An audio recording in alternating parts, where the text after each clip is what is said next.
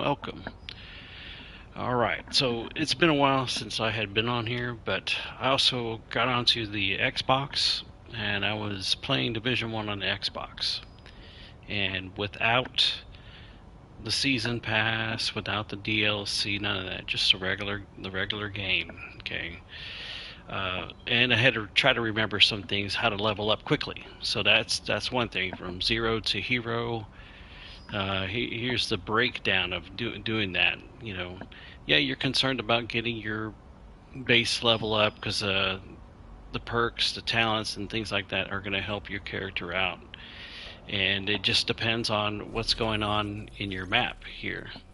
So, coming over from Camp Hudson, across Chelsea, all the way over here, and you get to the base of ops. And so you're able to just kind of like play in this little area because of your level at the time. And my first tip would be is the fact, yeah, you get to the base of op, you get there, and be risky. Put on your best stuff that you have. Go to this Kerman Station, get that safe house, then try to sneak over. You don't have to worry about Camp Clinton or anything like that, but sneak over in this area and try to get Dante's Run open. And if you can make it that far later on, you would try to get over here to these two.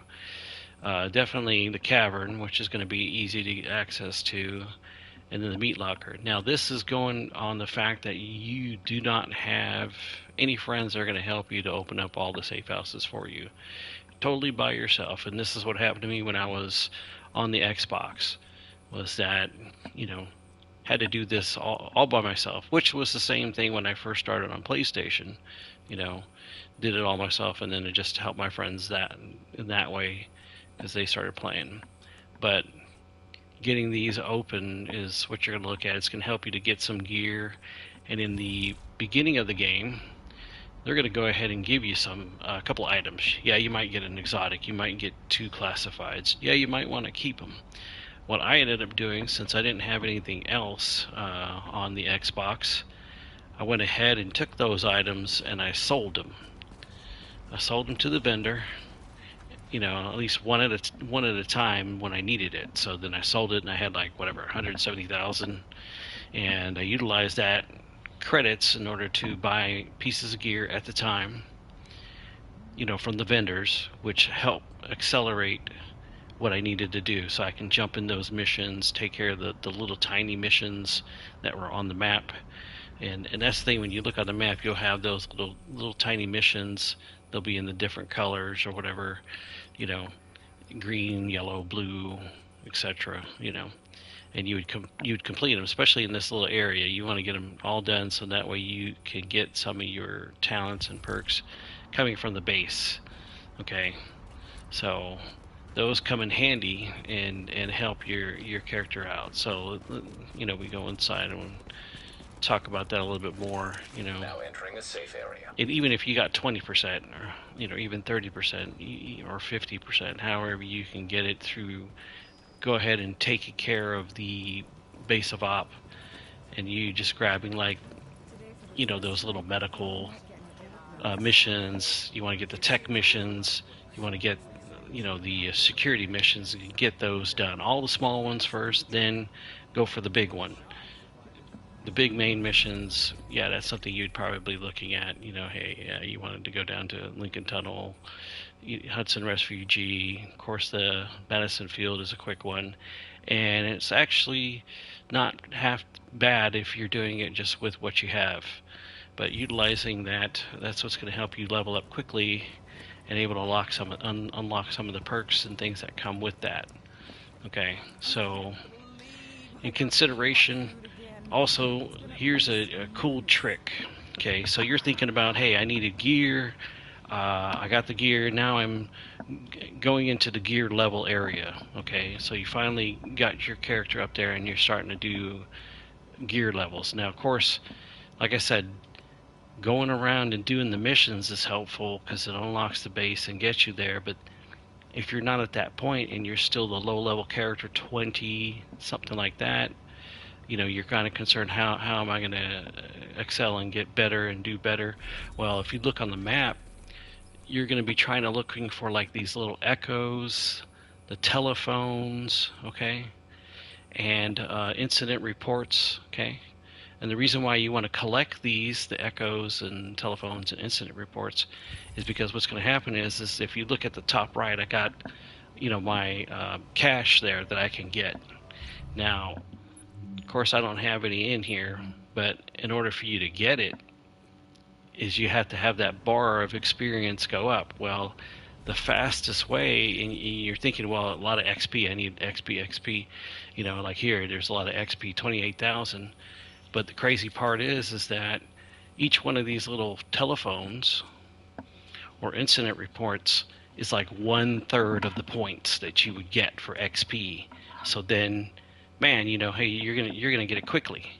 So collect those, it'll move up, you'll get that proficiency cache, open it up, use the gear that you get out of it if it's anything useful, okay, and it gets you up there. And then once you're level 30, you start doing the gear score, and the same thing, go around the map, start collecting these, start grabbing the echoes, get 3 or 4 of them, and you'll have a proficiency cache. Open up that cache, and you want to put that on anything with a higher gear score. So you're going to go in your inventory, you're going to put the highest thing you have on each category here.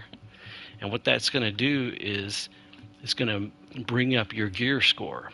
Okay?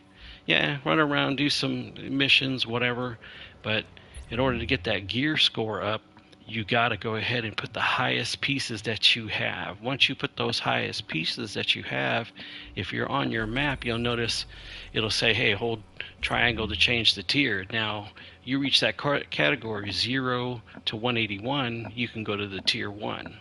And then if you get past 181 and you're in like 183, you can hit it to tier 2. Once you put it up to that tier, then go around, collect the echoes, collect the phones, not the phone, but not that, but the phones or the incident reports, and that'll give you another proficiency cache, and it'll fill up, you'll open it up, you'll take that gear out, or even if you go and check the vendors, you can try and buy something from them, see if they have something that's a higher gear score, but I'm telling you, it's easier with those proficiency caches. Get those, put the highest you got, and then again, look on your map, and it might tell you, hey, you can change your tier again. And you just keep doing that. I mean, I was on Xbox, and I finished, let's say, I think it took me within the day, so about 2-3 hours, and then I went from 0 to tier 5, just like that.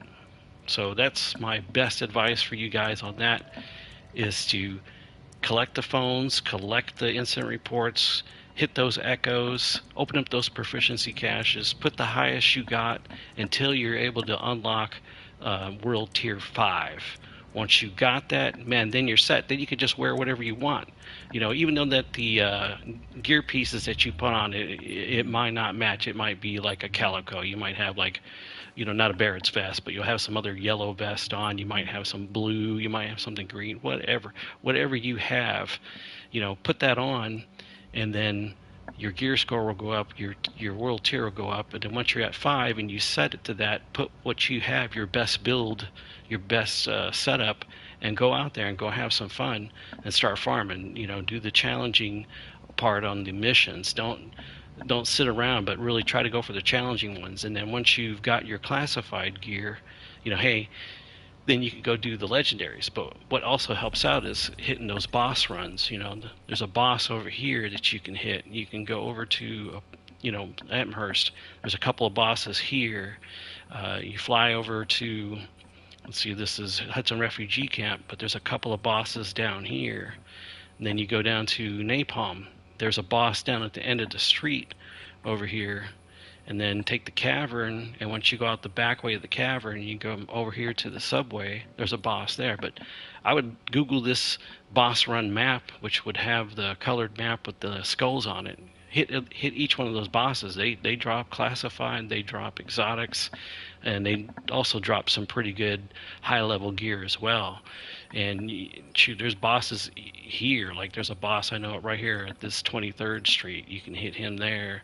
Go to Lexington and head back over here by 31st. There's a boss there. And the boss runs is quicker than doing a mission or even trying to do the legendary or even the HVT. So once you finish the boss runs, then you can come in and you want to look for the HVT people, and you want to not do the daily, but you want to try and hurry up and do one of these, the weeklies. Okay. Now the only way you can get that intel is you have to go to a safe house, and you have to do let's see here, the situation board search and destroy missions. You do the 3 and you'll get like 15 or 20 of that intel. And then you go do another area or the same area, repeat it, get 40, and then come back here and do the weekly and knock each one of these out. And see, it also gives you 256 gear, maybe something you're looking for, and it might even give you classified. So I hope this helps you guys. Hope this video definitely helps out. Definitely try that, check it out, see what I'm saying. You'll see it's true, and I wish you guys good luck. All right, thanks for watching this video. I appreciate your time, and have a good one.